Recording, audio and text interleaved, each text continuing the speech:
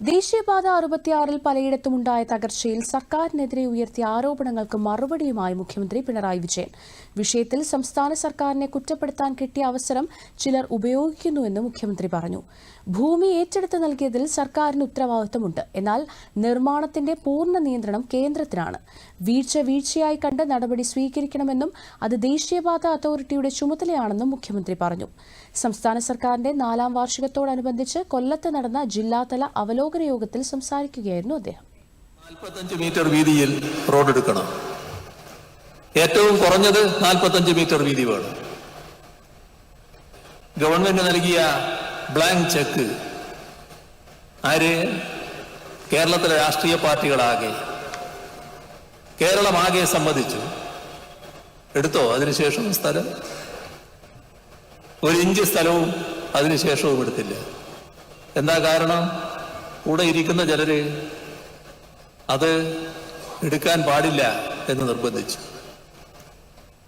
ആ സാഹചര്യത്തിൽ ഇവിടെ പ്രവർത്തിക്കാൻ സന്നദ്ധമായി നിൽക്കുന്ന നാഷണൽ ഹൈവേ അതോറിറ്റി അവരുടെ ആഫീസും പൂട്ടി സ്ഥലം വിട്ടു. അപ്പോഴാണ് 2016 തെരഞ്ഞെടുപ്പ്. LDF ജനങ്ങളോട് പറഞ്ഞു, ഈ നാഷണൽ ഹൈവേ പൂർത്തിയാക്കുന്നതിന് ആവശ്യമായതെല്ലാം ചെയ്യുമെന്ന്.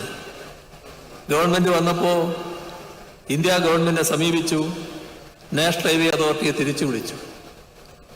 പക്ഷേ അപ്പോഴേക്ക് അവര് ഡിമാൻഡ് മാറ്റി.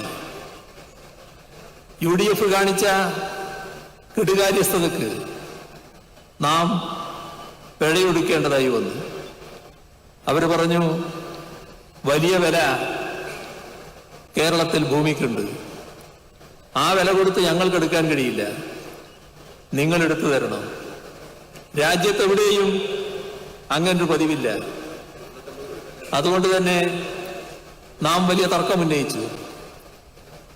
ആ തർക്കം നീണ്ടുനിന്ന തർക്കത്തിലേക്ക് പോയി. പക്ഷേ നാം വല്ലാത്തൊരു പ്രതിസന്ധിയിലായിരുന്നു. കാരണം നാഷണൽ ഹൈവേ വന്നേ തീരൂ. ആ നാഷണൽ ഹൈവേ നമ്മുടെ നാടിന്റെ വികസനത്തിന് ഏറ്റവും പ്രധാനപ്പെട്ടതാണ്.